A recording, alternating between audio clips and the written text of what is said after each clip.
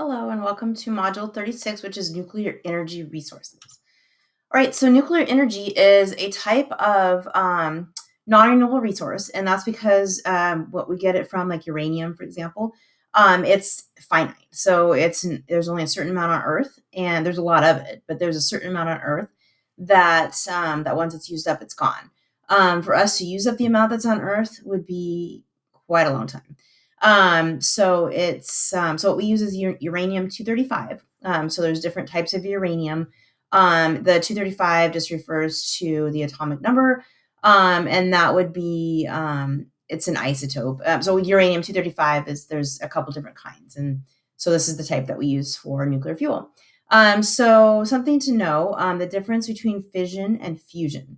So in a nuclear reactor, there is fission, which is splitting the atoms apart. So the neutron strikes the atom of uranium 235, and that splits into smaller atoms. And mostly because uranium 235 is unstable, so it's got a lot of neutrons compared to its protons, and so it's just kind of unstable. And that's what makes things radioactive is their instability. And so fission is splitting the atom. So the atom is split and forms two different things, and eventually breaks down over a long period of time into lead, is what uranium would break down into. And so we'll talk about the different parts of the generator of nuclear energy. All right, so here's what fission looks like. So a neutron strikes the uranium 235, and that releases energy. And at the same time, though, it releases neutron particles.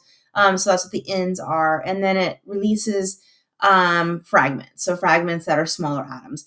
And then neutrons, those neutrons that are left out, they bombard other uraniums, and that is this reaction. And so in a nuclear power plant, it's controlled. So we keep it cooled because this produces a lot of energy. And if we don't cool it, we get a meltdown. So kind of like what happened with Fukushima and Chernobyl, and all of those is we don't want a nuclear disaster. So we have to keep it cooled. And so that's nuclear fission. And then we have these uranium 235s, they're in fuel rods. So we have pellets basically in fuel rods. And so these pellets, they're like the size of your fingertip. And so they're tiny. And one of those little pellets that are in these fuel rods, which there's hundreds of them in these fuel rods, but or thousands, but this a little tiny pellet has as much energy as 149 tons of coal.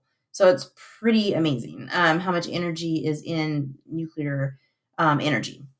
And so these fuel rods contain a whole bunch of the pellets, and they're just this tube you can think of that contain these like pellets. And they are inserted into the control rod, and the control rod is what we have to keep cool. And so I will show you that here in a minute.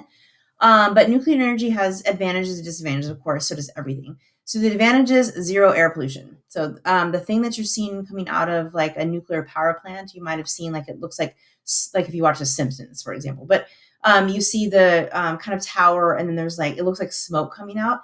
That is just steam. So there's no smoke whatsoever. There's nothing in that except for water vapor. So there's no pollutants whatsoever. So zero emissions. And that's coming out of the nuclear reactor. So of course we have to mine the uranium. So there is some disadvantages there with, initially getting the uranium. But if we, minus out that part, so there's no air pollution. We don't need to import oil. We don't need to refine oil. There aren't oil spills. Disadvantages: possible accidents. So we've seen some major ones in history.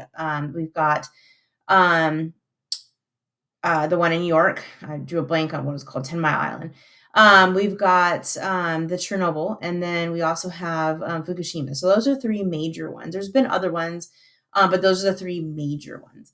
Chernobyl being the worst out of those three. It's difficult to dispose of the waste. So here in California, we have 2 nuclear power plants. We used to have a lot more. I think at one point there was like 12 or something. But there's only 2 that are operating right now, and they're both in Diablo Valley, Diablo Canyon, which is kind of down towards like Santa Barbara area. And so they're both running right now, and they store their energy on site. So So some nuclear power, like in France, they put it in the ocean. They don't just dump it in the ocean, though. They have sealed containers and they put them in the ocean. If they are sealed properly, they shouldn't leak. Uh, there's other places where other states will put it. There's a kind of a facility in, I believe it's Utah, and they store it in the mountains. And so the disadvantage of this is that you have to store it for thousands and thousands of years because it's radioactive for thousands of years. So the fact that you're storing something, hoping that people don't mess with it, nothing happens, wars, whatever, you've got something that's stored for thousands of years. And so, of course, that material being misused. If we had lots of stores of that, if somebody bombed that or something, so what would happen? That could potentially leak out tons and tons of radiation. All right, so this radioactive waste, it's just basically the pellets. Think of the pellets after they've gone through nuclear fission, that they no longer produce enough energy. And so they're still giving off radiation, though. So they're still radioactive for thousands of years, but we have to put them somewhere.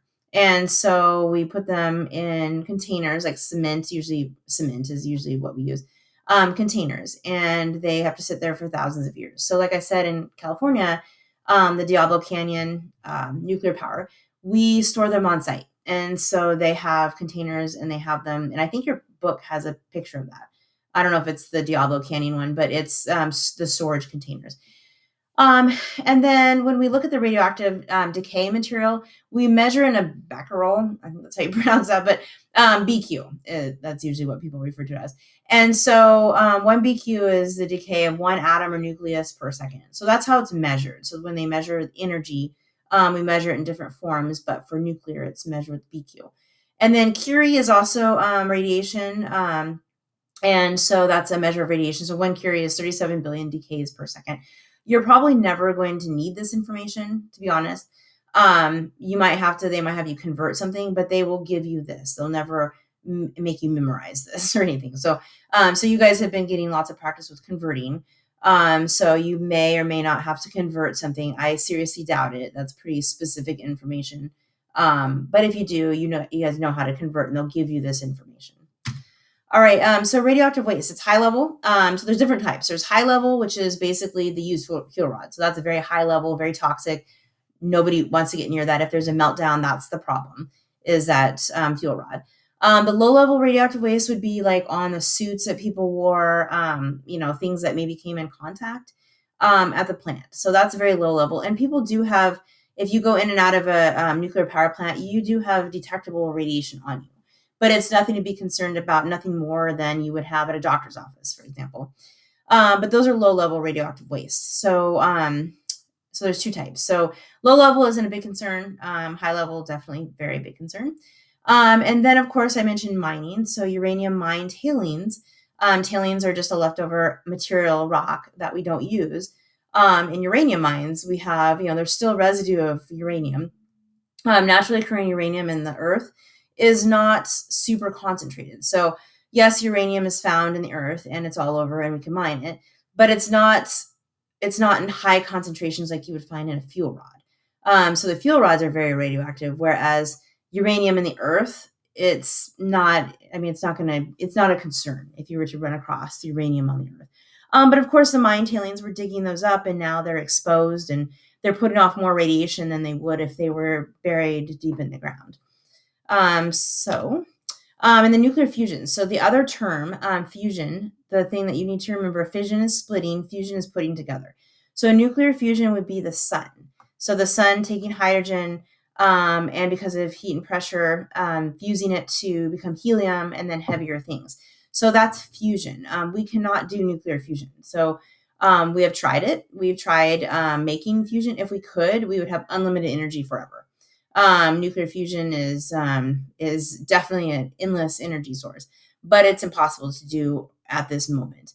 But that's what fuels the sun. So nuclear fusion, and so maybe in the future, sometime we could, and it would be unlimited source of energy, but we can't do that yet. All right, and so this is just a big comparison.